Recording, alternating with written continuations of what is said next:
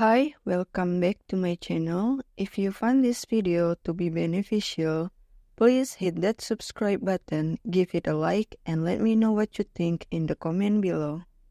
In this video, saya akan share skill-skill yang berkaitan dengan subjek dan verb inversion. Pada kalimat affirmative atau positif, posisi subjek dalam sebuah clause selalu di depan verb. Namun, dalam kasus-kasus tertentu, verb akan berada di depan subjek, seperti dalam kasus-kasus berikut.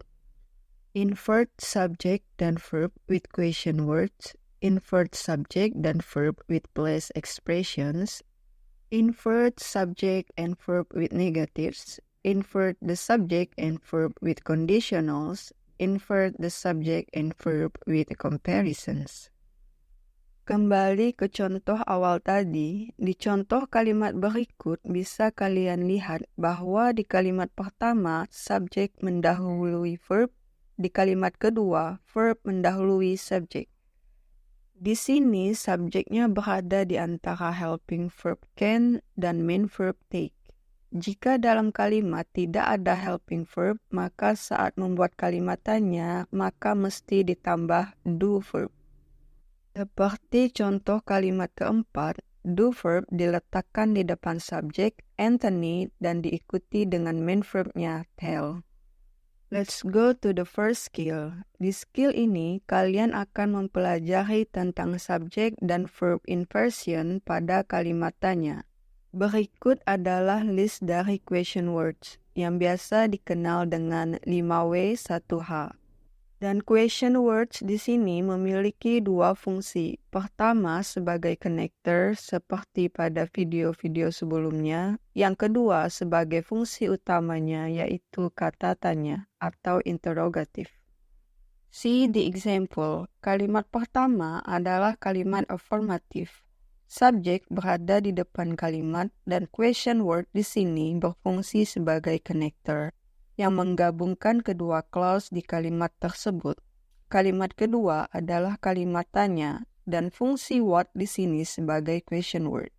Maka dalam kasus ini subjek dan verbnya di-inverted atau ditukar. Verbnya berada di depan subjek. See contoh soal dari TOEFL berikut. Di klausa pertama ada subjek the lawyer diikuti dengan verb asked. Dan ada connector why di sini. Tapi tidak ada subjek dan verb untuk klausa kedua. So, cari opsi yang susunannya subjek berada di depan verb. Opsi yang tepat adalah C. Di kalimat-kalimat berikut terdapat question word. Cari subjek dan verb dan juga question word-nya. Dan tentukan apakah kalimat tersebut benar atau salah. Number 1, the phone company adalah subjek, is adalah verbnya. Di clause kedua, the new directories adalah subjek dan will adalah verb pada clause kedua. When di sini adalah question word yang berfungsi sebagai connector. Kalimat ini salah karena di clause kedua, verb will berada di depan subjek. Harusnya subjek dan verb di sini tidak perlu di-inverted. Number 2, the subject is the professor, the verb is do not understand. In the second clause, the subject is many students, dan the verb is did. Why is the connector? The sentence is correct. Number 3, the new students is the subject, and can is the verb. How di sini adalah question word yang berfungsi sebagai kata tanya. Jadi, subjek dan verb di sini harus di-inverted. Verb harus berada di depan subjek. So, the sentence is incorrect. Letakkan verb can di depan subjek new students to make the sentence correct. Number 4, sama seperti di soal ketiga, where di sini berfungsi sebagai kata tanya. So, subjek dan verb harus di-inverted. The sentence is correct. Number 5, in the first clause, the subject is the pilot and the verb is can tell. Di klausa kedua ada inversion di sini di mana verb can berada di depan subjek the plane, sedangkan how di sini berfungsi sebagai connector. Jadi kalimat ini incorrect. Moving on to the second skill, kali ini subject dan verb inversion dilakukan untuk kalimat dengan place expression. Perhatikan contoh-contoh kalimat berikut. Di depan pada tiap-tiap kalimat terdapat place expressions. Seperti here di kalimat pertama, there di kalimat kedua, around the corner, dan in the closet. Jika di depan kalimat terdapat place expression seperti contoh-contoh berikut, maka subjek dan verb harus di-inverted. Verb harus diletakkan di depan subjek. Tapi perhatikan kedua contoh kalimat ini. It is important, tapi mungkin akan sedikit lebih sulit untuk dipahami bahwa konsep dari subjek dan verb inversion pada kalimat yang di depannya terdapat place expressions terjadi hanya jika place expression tersebut dibutuhkan untuk melengkapi kalimat tersebut. Bandingkan kedua kalimat berikut. Di kalimat pertama, subject, word, dan verb are di-inverted karena place expressions in the forest dibutuhkan untuk melengkapi kalimat tersebut. Karena jika place expressionnya dihilangkan, maka makna dari kalimat tersebut menjadi tidak jelas. Sedangkan di kalimat kedua, subject dan verb tidak di-inverted karena jika place expression in the forest dihapus, maka kalimat I walk for many hours masih dapat dimengerti. See contoh soal dari TOEFL berikut. On the second level of the parking lot adalah place expressions. Untuk melengkapi kalimat ini, maka subjek dan verb dibutuhkan. Jawaban yang ada subjek dan verb adalah opsi C dan D. Subjek dan verbnya harus di-inverted karena place expression di sini dibutuhkan untuk melengkapi clause dari empty stalls are. Jadi, opsi yang tepat adalah D. Di soal-soal berikut terdapat place expression di depan tiap-tiap kalimat. Cari place expressionnya, lihat clause yang mengikuti place expression tersebut, dan lihat apakah subjek dan verbnya sudah berada di posisi yang tepat. Number 1, place expressionnya in front of the house. Clause yang mengikuti subjek dan verbnya sudah di-inverted, so the sentence is correct. Number 2, place-nya there, subjek dan verbnya is not inverted, so it is incorrect. Number 3, place expressionnya in the cave, subjek dan verbnya is inverted, so it is correct. Number 4, to the north is the place expression, subjek dan verbnya tidak di-inverted, so it is incorrect. Last, around the corner is the place expression, subjek dan verbnya di-inverted. The sentence is correct. Moving on to the third skill, invert subject dan verb with negatives. Untuk kalimat yang didahului negative expressions, maka subjek dan verbnya juga harus di-inverted. Seperti contoh-contoh kalimat berikut. Not once, never, at no time adalah negative expression. Maka clause yang mengikuti subjek dan verbnya harus di-inverted. Negative expression includes no, not, never. Berikut adalah more negative expressions. Neither, nor, barely, hardly, only, and etc. See contoh dari soal TOEFL berikut.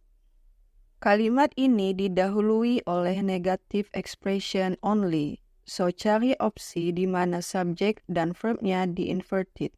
Opsi yang tepat adalah opsi D, di mana helping verb will berada di depan subjek dan diikuti dengan main verb be. Let's go to the exercise. Tiap-tiap kalimat berikut memiliki negative expression. Cari negative expressionnya, perhatikan clause di belakangnya apakah subjek dan verbnya sudah di-inverted. Number 1, never is the negative expression, tapi subjek dan verb yang mengikuti tidak di-inverted, so the sentence is incorrect. Invert subjek dan verbnya to make the sentence correct.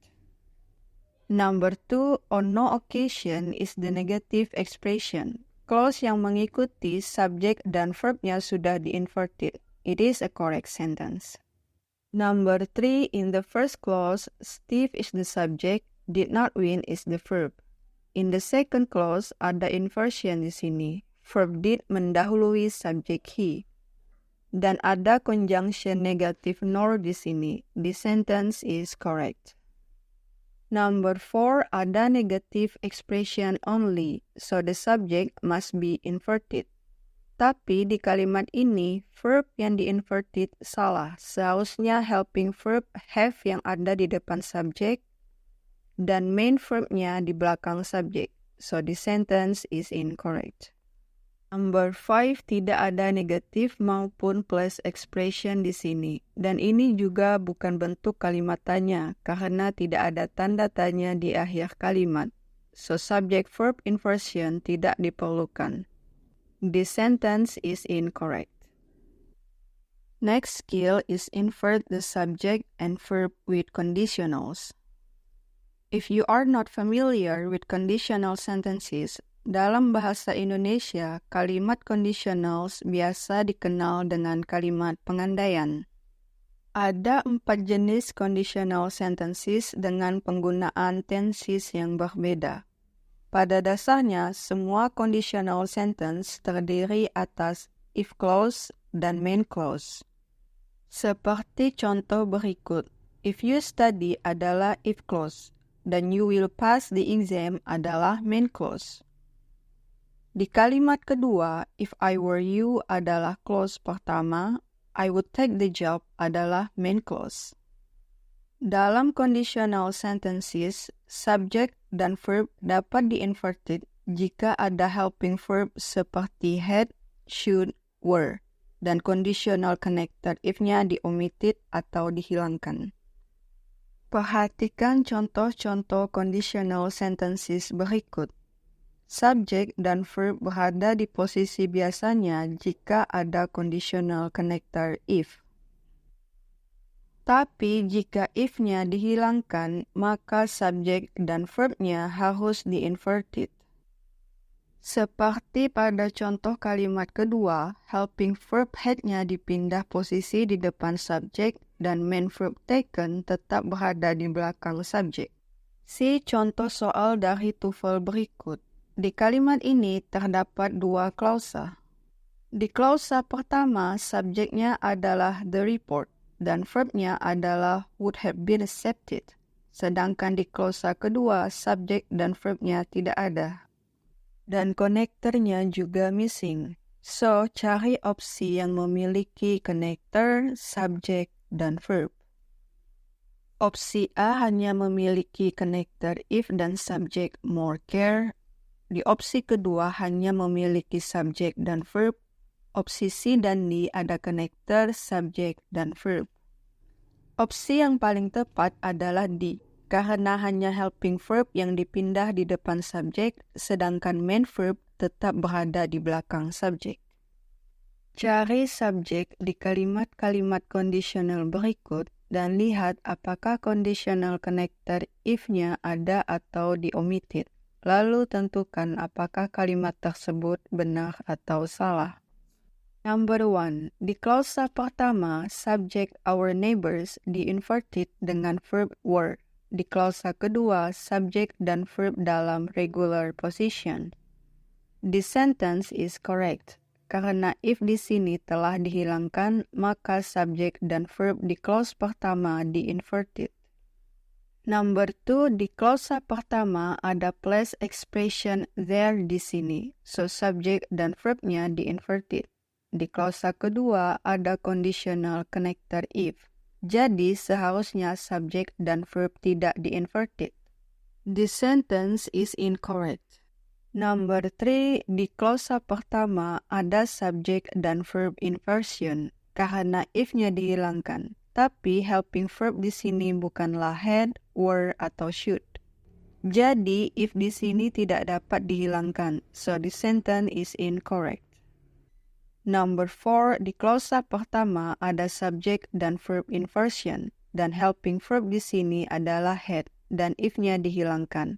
Di klausa kedua, subject dan verb dalam regular position. This sentence is correct. Number 5, di klausa pertama, subject dan verb dalam posisi regular. Di klausa kedua, ada subject dan verb inversion di sini. Tapi inversionnya kurang tepat karena helping verb di sini adalah could. So if-nya tidak dapat dihilangkan.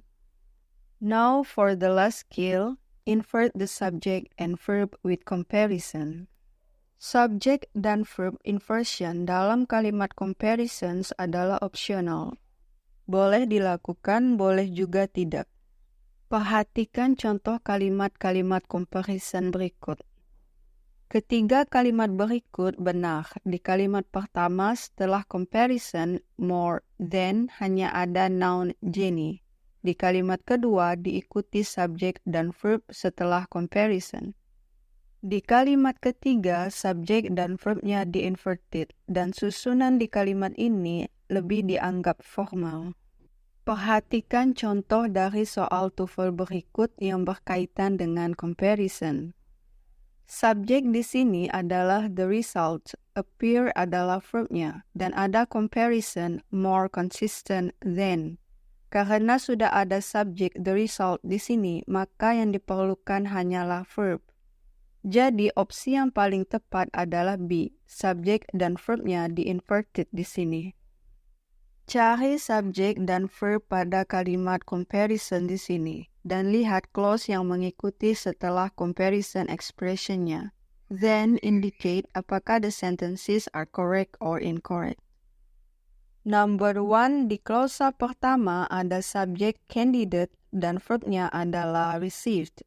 Comparison di sini adalah more votes than, yang diikuti dengan verb has dan subject any other candidate. Di sini ada subject dan verb inversion setelah comparison. The sentence is correct. Number 2, subjeknya we, verbnya were di klausa pertama. Dan much more impressed with the performance than adalah comparison. Ada subjek dan verb inversion di sini. Tapi verb yang digunakan kurang tepat. Verb yang tepat adalah were. So this sentence is incorrect. Number 3, subjek di klausa pertama adalah this apple pie. Verbnya is. Setelah comparison not as good as the last one, diikuti dengan subjek dan verb inversion. Namun, inversionnya di sini kurang tepat. Karena verb yang bisa di-inverted adalah helping verb, dan di sini made adalah main verb, so this sentence is incorrect. Number 4, subjek di klausa pertama adalah Bob, dan verbnya adalah caught. Comparison di sini adalah twice as many fish as. Subjek dan verb yang mengikuti dalam posisi regular. The sentence is correct. Number 5, the subject in the first clause is the final speaker. The verb is gave. The comparison is more details than. Clause yang mengikuti comparison, subject dan verbnya di-inverted. This sentence is correct. Now let's do the exercises from TOEFL test. Number 1, ada negative expression rarely di sini. So, cari opsi di mana subjek dan verbnya di-inverted. Opsi yang tepat adalah D. Number 2, ada place expression there dan diikuti dengan subjek dan verb yang di-inverted. Dan ada connector Y di sini. Di klausa kedua tidak ada subjek dan verb. So, cari opsi yang ada subjek dan verbnya dengan regular position. Jawaban yang paling tepat adalah E. Number 3, ada conditional verb di sini, were. Jadi subjek dan verb yang mengikuti harus di-inverted. Ada 3 opsi di mana were diikuti dengan subjek di sini, A, B, and C. Opsi yang paling tepat adalah E. Karena helping verb-nya were, maka main verb-nya harus dalam bentuk ing, spending. Number 4, there is a negative expression in the beginning of this sentence, nowhere. So, subjek dan verb yang mengikuti harus di-inverted. Satu-satunya opsi di mana subjek dan verb-nya di-inverted adalah opsi C. Number 5, di klausa pertama ada New York City Central Park sebagai subjek dan is sebagai verb. Ada comparison expression di sini, nearly twice as large. Dan ada subjek second smallest country yang mengikuti. So, tinggal cari verbnya. Ada 3 opsi yang ada verbnya, B, C, dan D. Opsi yang paling tepat adalah D. Karena comparison as large tidak komplit, jadi harus as large as. Sedangkan kata second di sini harus diikuti dengan artikel the. Number 6, kalimat ini biasa disebut dengan complex sentences karena ada 3 clauses di sini. Klausa pertama, potassium adalah subjek dari verb has.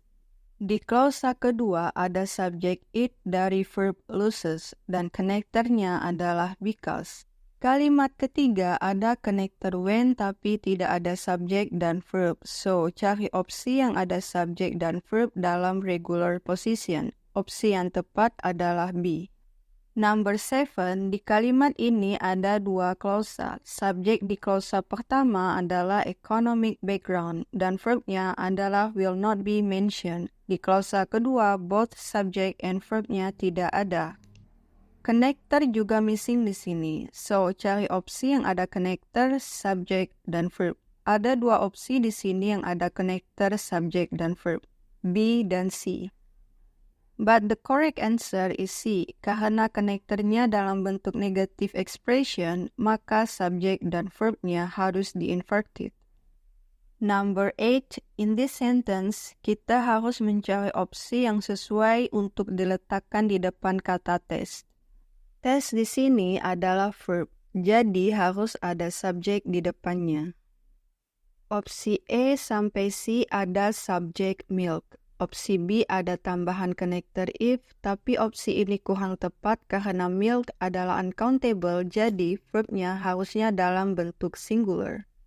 Jadi tes di sini seharusnya ada S-nya.